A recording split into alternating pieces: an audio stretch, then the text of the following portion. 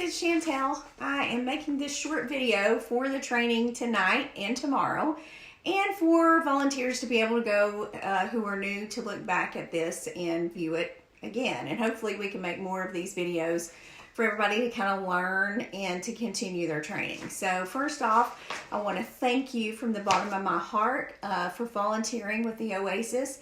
I could not do what I do without you, and it's a very, very important job that I don't take lightly, and you should not take lightly either. We appreciate every volunteer hour that you have spent, everything that you have done over the past 5 years that we have been since 2014 working very hard and diligently to do in our community, and we could not do it without your continued help and support. So first off, we're going to talk about some different areas of need that our women have. And we're also going to go over some example scenarios just to kind of set up like what to do in certain situations. Where would you refer a client to if they need help with in a certain area? So we're going to start out with talking about, and this, hopefully I'll be able to have a copy of this packet for you. So when a client comes in, we want to assess their needs. And right now we're in the middle of our Girls with Goals survey, and that kind of also assesses needs and barriers to success. But when a client comes in, we need to ask them, what their needs are. Chat, talk. It doesn't have to be a very formal thing, but we want to make our clients feel loved and want to make them feel welcome. So when a client comes in, we want to ask if they're homeless. Have they eaten today? Do they have adequate clothing? And just kind of, once you start and you begin to open up the lines of communication, most women will begin to open up and talk about their situation and their self. There are those few that are just hard. You're not going to get through. You're not going to find out about them. It's okay. We want, first and foremost, to know what a woman is going through and what we can do to help. But if they're not willing to cooperate, maybe they're just there to do laundry and take a shower. And so by opening up the lines of communication when a client comes in, that helps us to kind of assess what the needs are and what we can do to help them. So questions that often lead into more helpful information needed to assess one's needs and to learn the story of the client. So that's what I have on the sheet here. It says we have help lists available to give clients 4 different needs. And so I actually have some of those with me, and we're going to pass them out to you. So on Saturday, I will not be available for the training, but Lee will, if you're watching this video right now on Saturday, she will make sure that you get this information. Steps to helping clients with resources. So first we said is the needs assessment. Second, find out what is the most immediate need is. So if they say, I need a job, I need a car, I need this or that, but their immediate need is maybe they need to take a shower. Or their immediate need is they need feminine items, because that's common. A lot of our women who walk in the door, they don't have tampons. They don't have, adequate things to care for their health. And that's really important. And those are things that we don't charge points for. Items such as underwear, these are hygiene items. Toothbrush and toothpaste is a hygiene item. And it is for the well-being and the overall health of that woman to have that. And so those are things that we do give away freely. If they're a new client and they come in for the first time, you're going to want to give them a toiletry bag and a laundry bag. So, do they need immediate overnight housing? Are they housed? Do they have a place to lay their head at night? Another thing we got to look at is it really cold outside? What's the temperature? Those are things we're assessing and we're trying to look into as we begin to learn more about this client and what that client's needs are. Do they have a coat? Do they have a sleeping bag? Do they have blankets? All those types of things. Emergency medical help. Do they need any of those things? Excuse me. look for resources that help meet immediate secondary needs. So your first need is going to be, your immediate needs are going to be, food, clothing, shelter, and all that stuff. Then looking forward, secondary needs are going to be permanent housing, first month's rent and deposit, utility help, school and job resources. So we're looking beyond that immediate need, and we're saying, what can we do for you further? Okay. And then the third thing we're going to do is make referrals. So we're going to give a resource list. We're going to make phone calls if needed. We're going to fill out a referral sheet, whatever it is, and give the client numbers to call and challenge the client to attend appointments, etc. Now, I have a rule with my clients. I don't call and make the appointment for them because I want them to put in the work, because if they are not at the place where they will actually call, then they're probably not going to attend that appointment. But if they're willing to make that phone call right in front of you, or they're willing to go in the next room and make that phone call, then we know that client is serious. They're probably going to attend that appointment, and we will send a referral. A lot of times clients, or if client is going to be referred out to another place, I'll have them make the phone call while in the office. And then I will send an email or make a phone call saying, yes, I did refer that client. That client is a client of mine, and I would like for you to help them. So say we have a couple of scenarios on the sheet here. The first one example is a woman comes in who is elderly and has very bad health issues to the point that she cannot take care of herself. She gets a small SSI check, but has become homeless because of difficult family members and no support system. So first of all, because that person is unable to take care of themselves, I would probably call Adult Protective Services. I would call the Frontier Health and get them a caseworker. I would make an incident report documenting that APS was called and that we have found out that this person is not able to take care of themselves. In a lot of cases, we would go ahead and call the ambulance to come pick them up. We would call the hospital and make arrangements for them to go there. We want to make sure this person is taken care of, and if we see that they're in immediate need and they're not really able to take care of themselves when they leave our facility, we do not want them to walk out those doors that way. They are our responsibility at that point, and we need to make a phone call. Even if they're uncooperative, we still have to document that we did something to help that person. And it's very, very important, because if we don't, first of all, make incident reports, document our work, if it's not on paper, it didn't happen. And so in my office, if you go over there in front, there is an incident report log. Pick that up and write that incident report about that person and put your name on there and that person's name.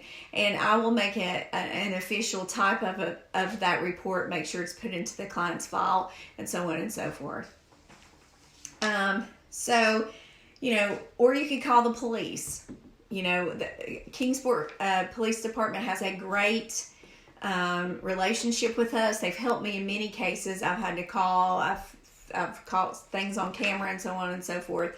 They are a resource that you can use, and most of the time they're pretty, cooperative. They'll come out when we call. In this case, this person is unable to take care of themselves. It's probably not in their best interest to walk out that door and continue to live on the street if their health is bad. So in this case, we would write down, and always, if you call CPS, if you call APS, if you make any calls to DHS or referrals or so on and so forth, you must document that you did that in a incident report. And that's why that report log is on my desk. There again, if you don't put it on paper, it did not happen, and it covers you and it covers our agency. So we want to make sure that we do that. Another scenario that I had on here was a young woman comes into the Oasis in active addiction. She's been kicked out of a family member's home. She has severe PTSD and other mental issues that appear untreated. So when I say appear untreated, is we have lots of women who deal with schizoaffective disorder. schizophrenia, bipolar, and you can tell when they're having a bad day. You can tell when they're medicated and when they're not. And so this is very important. We want to assess, is that person in a good mental health state? And a lot of times you'll find that those who are not in a good mental health condition will self-medicate with drugs. And we see a lot of that in meth and opiates and so on and so forth.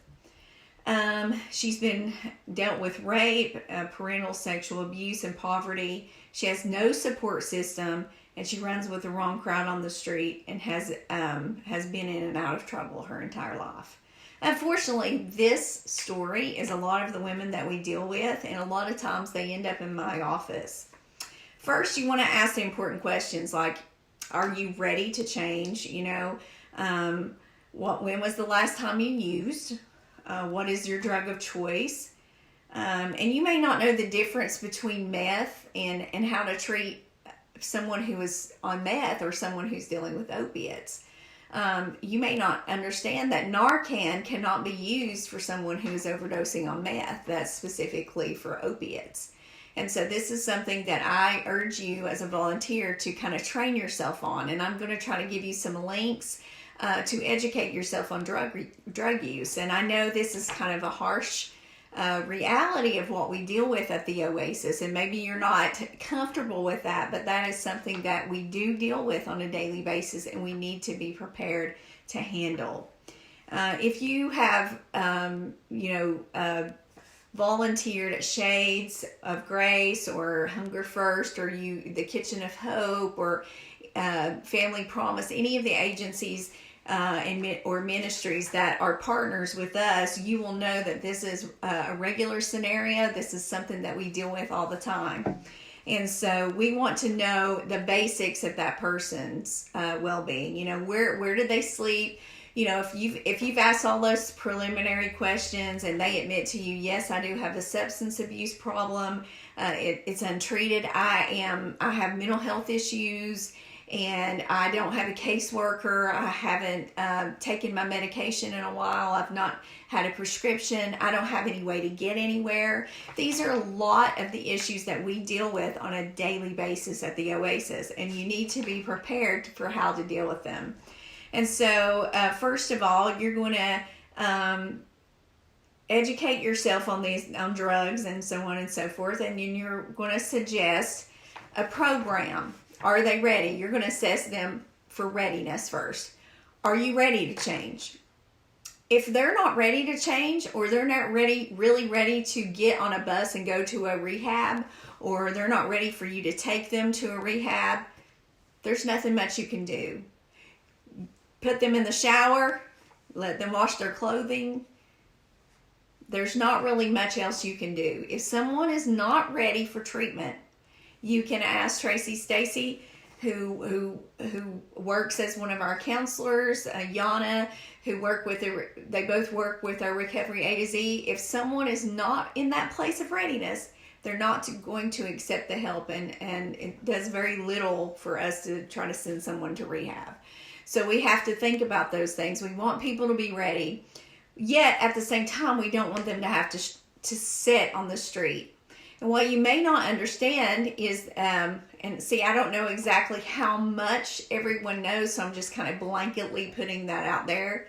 But if you have an understanding that someone is in active drug use and they've been, sleeping on the street, the first thing you're going to say, can you pass a drug test? If you're wanting to send them to the Salvation Army, or you're wanting to send them to Hope Haven Ministries, you want to know, can that person pass a drug test? Do they have an ID? Are they using any kind of prescription opiates? Things like that are things that John White at the Salvation Army and also Tammy Trigg at the Hope Haven will have to know. They drug test people. If you cannot pass a drug test at Hope Haven, they will not let you in. They will not let you in. If you don't have an ID, they will not let you in. Excuse me. So these are things that you do need to know in order to know what to do with a client. Now, many times I will refer to Tracy for help. Tracy Stacy works at East Tennessee Recovery. She came to us as a student and now is, and she's probably sitting out there during this training, but she is a person that is a resource for me to call when I don't know what to do. I call her. Also, there is a folder that says recovery on it, and it is over there in the resources. It's easy to find. It's sitting on my desk. It's labeled. There's AA and NA and sponsors numbers, everything you need to refer a client to Celebrate Recovery, AA meetings, so on and so forth, and also permanent facilities. I like to refer patients or clients to 14-month programs. Very rarely, if they come out in 10 days or, just a few days, a lot of times that if they go to a clinic or they go to Woodridge or something like that, they kind of just, give them a blanket medications and kind of send them home after a couple of days. You need continued treatment. You need continued care. You need some people a sponsor that you can call. You need that. There's sober living houses and things like that. And Tracy Stacy is the perfect person for that. And she's our Oasis Recovery Liaison. She probably doesn't even know that I have given her that title, but her phone number is listed on this training.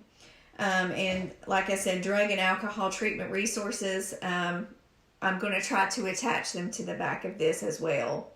And this information includes sponsors' phone numbers, meeting dates for different types of meetings, and other important information. So there you go on that. Now, the shelters that we have in Kingsport are very limited. So, trying to find the right thing for the right person is very important. So if a woman comes in our door and she's suffering active abuse, she's running from an abuser, she's exhibiting, maybe she's being sex trafficked, she's in fear for her life, then you're going to want to call Safe House. That number is also included in this packet. You're going to want that person, if you're not familiar with that process, they will call that number. They will do an interview over the phone. They want to know, has that person been hit? Have they been physically abused? Are they afraid for their life? And a lot of times, if a woman is being mentally abused, they will turn them away because they haven't been hit. So it's very important for the person to express that they are in fear of being hurt bodily or in fear for their life. We also work with Abuse Alternatives throughout the years. They have met me at locations with women, and they have helped me tremendously. So if you get into a situation to where you can't, like maybe Safe House doesn't even have a bed or something like that, that you can call Abuse Alternatives, and they will do the same over the phone interview. And one of us ladies may have to put that client in the car and drive them to meet at a location or send a police officer.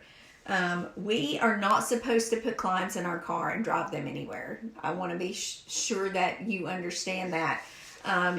Sometimes special cases will be made not without my permission, and certainly not without the permission of the board. If we can get them to a safe place alternatively without us having to put them physically in one of our vehicles, we are not covered in insurance, and we do not have a company vehicle. So I do want to make that clear. So there's Hope Haven, and that's listed on here. It's a women's shelter. It's on Maple Oak Lane. Tammy Trigg is your contact there. Her husband Joel is over the entire ministry, and she's over the women's part. They pastor a local church in town. They're wonderful. They've been in this community for years. They're easy to talk to. They do intake Sunday through Thursday starting at 2 o'clock. And it's better to call and make an appointment. And like I said, Tammy Trigg. You must pass a drug test, must supply 2 forms of identification, required by law to report any active warrants. So if you walk in and they find out you have a warrant, they are required by law to report it. You cannot be prescribed narcotic medications and be there. They will take those from you. must be able to walk up and down the steps and be self-manageable, to do laundry, and so on and so forth. And as far as I know, this has been the same for all this time. You must apply for jobs, maintain employment, or draw SSI. So they want you to be doing something while you're there. Max 30-day stay with possible review and reinstatement in certain cases. So if you're there for 30 days, you've been trying, you've been obeying the rules, you've been doing what you're supposed to, then you can possibly get that renewed. And they're not going to be around males inside the facility at all. So the Salvation Army is at 505 Dale Street. Intakes are after 5 p.m. from 5 to 8, 7 days a week. Office hours are 9 to 3, Monday through Thursday. And the director there is John White. And he's been working with Arch and Salvation Army for a long time. And he's a great contact and a great friend of ours. And his phone number is listed on there. They will drug test you only if you come in altered at the Salvation Army. So if you come in and they suspect you of being on drugs at that time, then they will drug test you. But only if you appear that way. They're not going, it's not like Hope Haven where you're just drug tested automatically blanketly. Okay, so my last video got removed, so I'm going to start where I was before and do a part 2. So anyways, where was I? Oh, you cannot be on the sex offenders list, and you're also required by law to report active warrants. So only eligible to stay if you haven't stayed in the last 3 months, and it changed recently from 6 months, so basically 30 days. You will encounter male clients there, but they don't sleep in the same place. A max of a 3-month stay. Cannot stay if you're on the ban list. So if you've done something, you sold drugs, you were caught harassing another client, you stole something, if you're on the ban list, you cannot come back.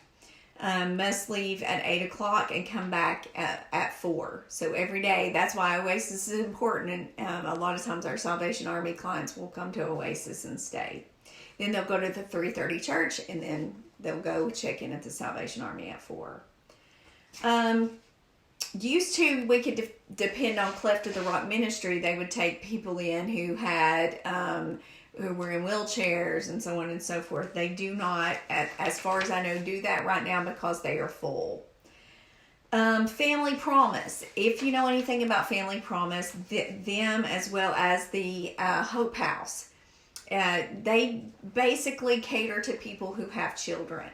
The only difference is that Family Promise will take whole families. If you're dealing with Hope Haven, if you're pregnant, nursing, whatever, they will take pregnant moms with little children and house you.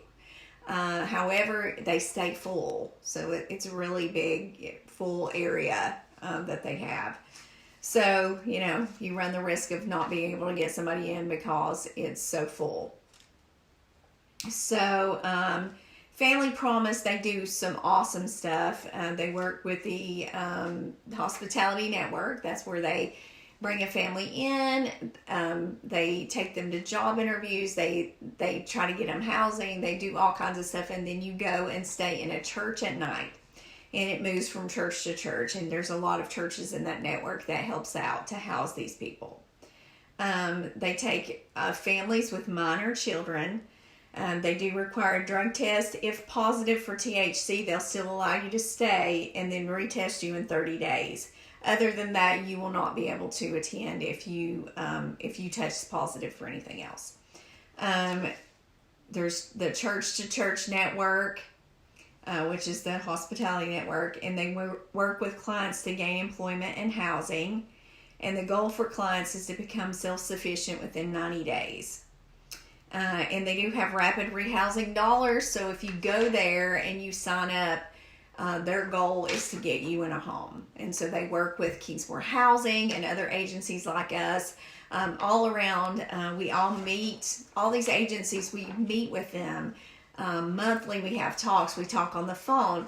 Our goal is that we want to be able to make a phone call and bridge the gap in resources for our women. That's the number one goal.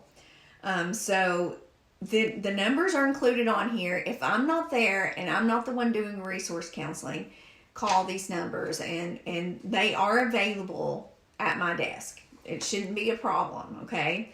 And these are just my go-tos. If I went through the entire list, we would literally be here all night, and it would be a lot longer than 30 minutes. I probably even went over 30 minutes. I don't know. So anyways, like I said, Safe House, the shelter specifically for victims of domestic violence, must be physically abused, confidential. It's a confidential location, and you call over the phone and do an over-the-phone interview. We talked about that a few minutes ago, and they'll send an officer to pick up the client and escort you to a safe house.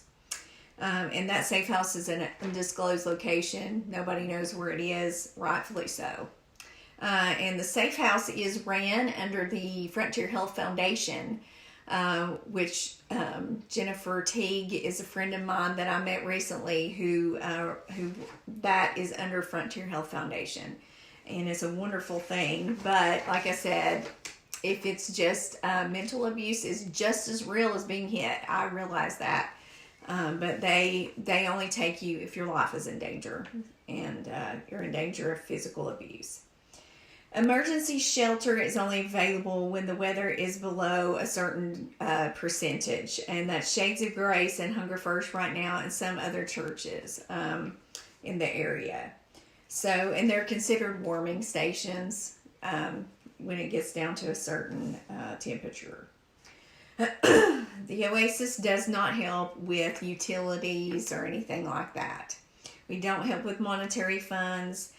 We have a lot of phone calls for that, and sometimes it's a hit or miss process to find an agency who will.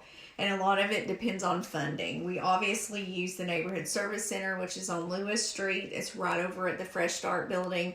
We do send a lot of clients over there, and they have a homeless program, but they often run out of funds. They have to reapply. So certain times of the year, it's very difficult during those times to get people help. So a lot of it depends on, if they have funding. If they do, they'll do the first month's rent, the deposit. They'll pay a percentage for the first 4 months. Arch is actually doing this as well. Must be homeless to qualify. Must have 3 forms of ID, including birth certificates for yourself and each person in your family. Must find an apartment or a house before they'll help you. So you can go apply, but you have to go do the legwork to find the place to live. They're not going to do it for you. It's grant funded, so there again, government funded. You got to wait for the funds to come in. If you use them all, you have to reapply for the grant. They must have a cutoff or eviction notice in order to help in the energy program that they have every year. Really helps a lot of people, and it's for utilities, and you can use it once a year. So KCMC, they help with rent. They'll help you once a year, and there again, that information is there. Salvation Army no longer helps with this kind of assistance. St. Vincent de Paul will, but well, let me say this. The Catholic Charities has changed the way they do things. So, they're really not an option at this time for utilities, only in certain instances. American Red Cross doesn't help in that area.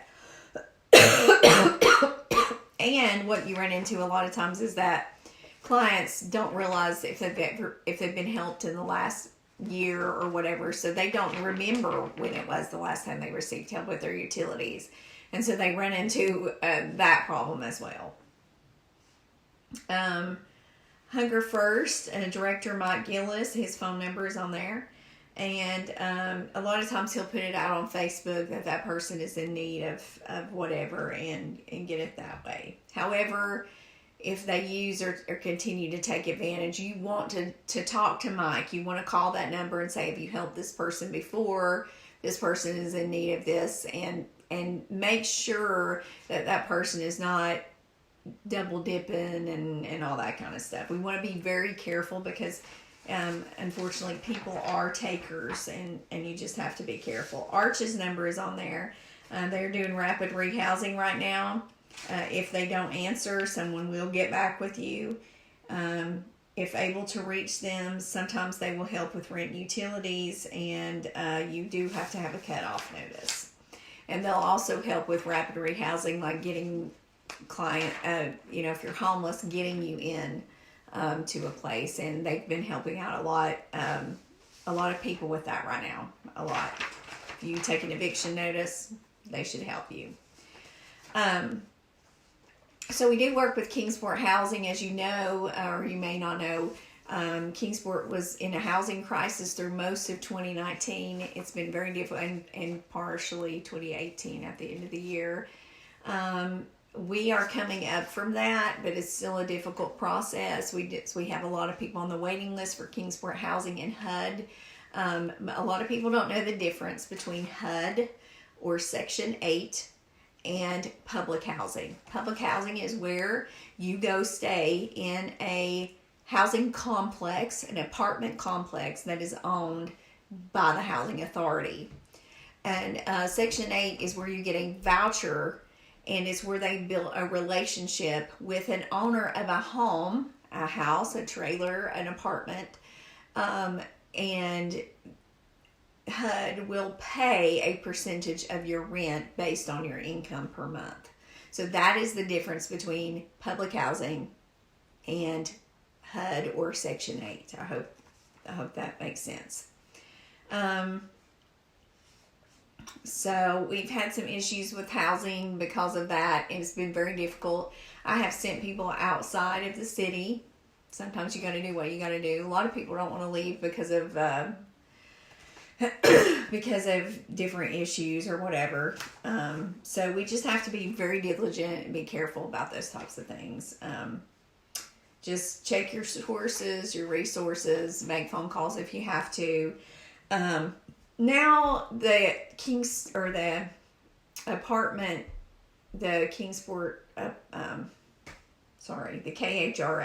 Kingsport Housing Authority, has their applications online. So you'll want to go and send the client online. They can log on from one of our computers.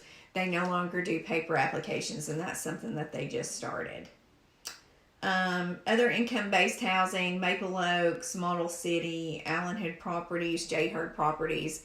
If you know anything about Allen Hood and J. Hurd, they're both slumlords. I hate to say it, but it's true. A lot of people complain about their apartments. But if you're homeless and you need a place to live, it is better than living on the street. So a lot of times I've had to make a phone call and trying to help somebody get into one of those.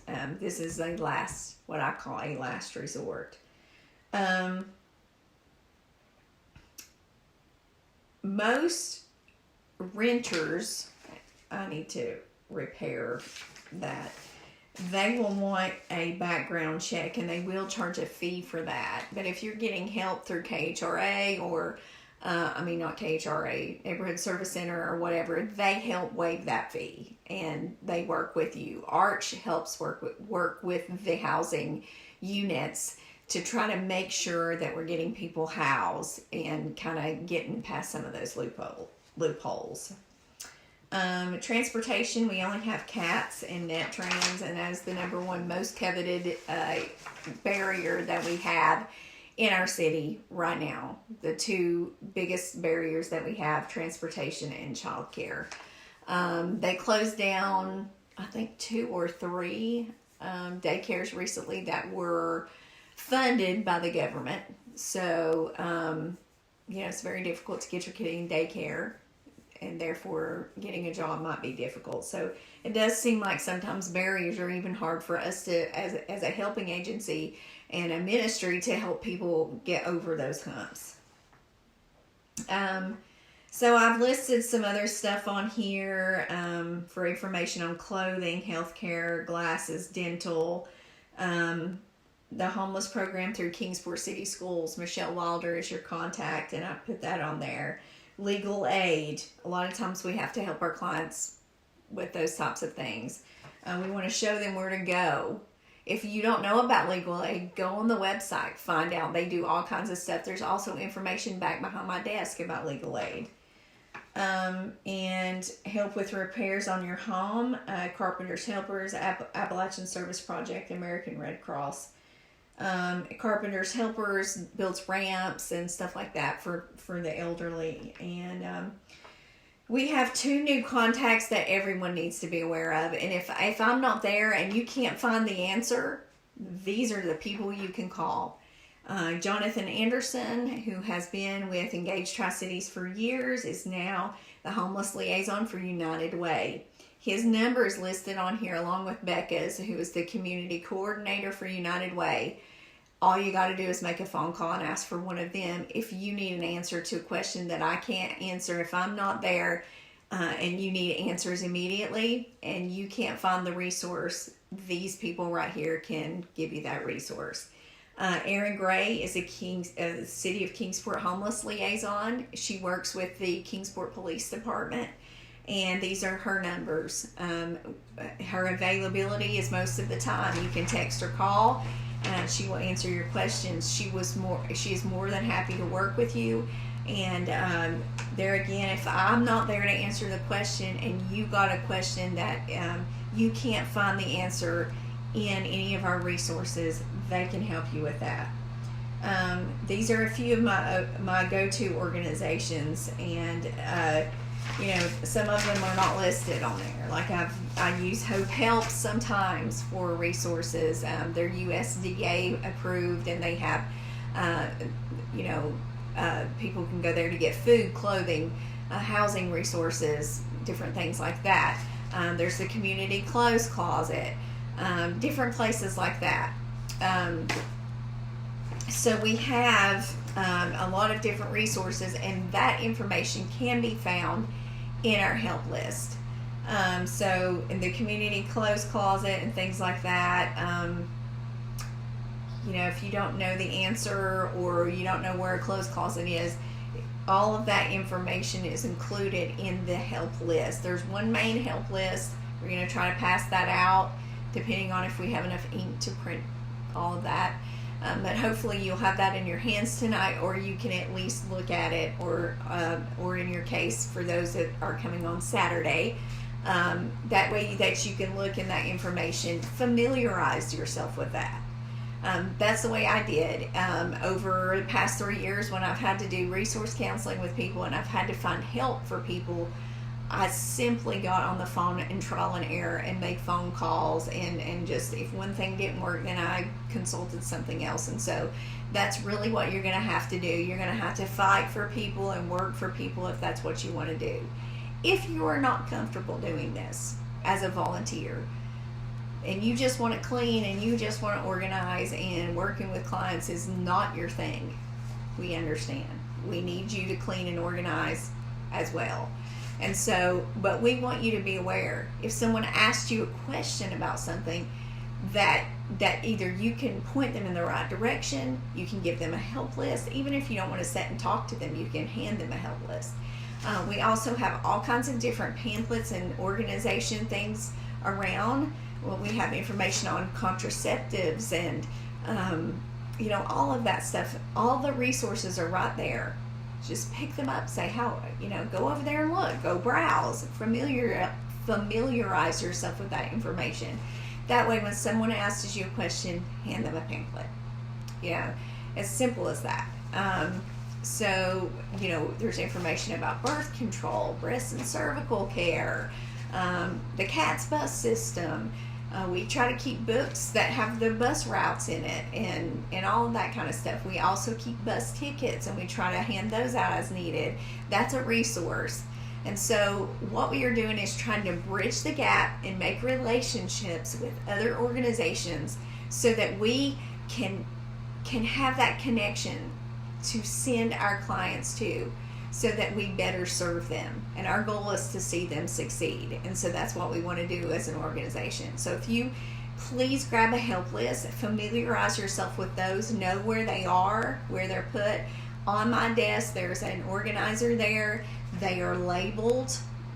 if there's not extra copies, if you get in there and you get one out and you say, oh wait, that's the last one, you go to the copy machine, make copies. Don't take the last one and then leave us with none. Go make copies and then hand the client a copy of that. Okay. Other than that, if you have questions, if I'm not going to be there on Saturday, but if you have questions, drop me a line. I'm available on text, so Lee can text me and then I can answer the question. We're going to have additional training, so we're going to try to make more training videos so that you can tune in and sort of go through and watch and see, how to enter someone in the computer, how to do paperwork, how to greet a client, what your duties are, and so on and so forth. Lee's going to go over that stuff with you. As our volunteer coordinator, she's doing a fabulous job, and I am so glad to have her because it's a big help to me. But if you have any questions that she can't answer, I'll try my best to answer them. I may not even have the answer. But as a team, and that's what we are a team, we'll work together to find the answer. Thank you so much for being here tonight and tomorrow. And I pray that this has been informational to you and it has helped you. And I pray that maybe we can continue to bring more people in if they see that we are this organized and that we are training our volunteers on this level. So God bless you guys. Have a great day.